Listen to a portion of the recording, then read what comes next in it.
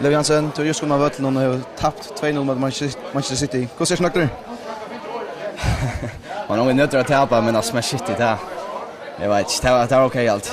Finnas lä så jag alltid vi spela. För att jag kanske syndrar mer under press men sannolikt inte början sannolikt alltid spela. Rönne spela fotboll och vi kommer när de 16 meter flyger men jag vet inte, det var inte spel det var det. Hur upplevde du det? Ja, alltså jag hade som sagt, jag hade börjat väldigt ganska och tar tagga som så i för som vi vant och såna press men alltså där helt story alltid helt där har vi det är en fantastisk bjärging i för men annars har det inte så ölen jag alltid.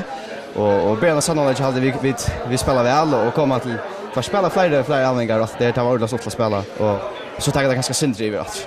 Rent fysiskt, hur är du fyra på nu? Är du mer manligt eller hur ser det? Ja, jag kanske synd att jag spelar gräs så där sen tänker jag spela men annars är det var okej alltid. Ja. En god chans att du har varit nu? Ja, ta för nästa. Super. Yes.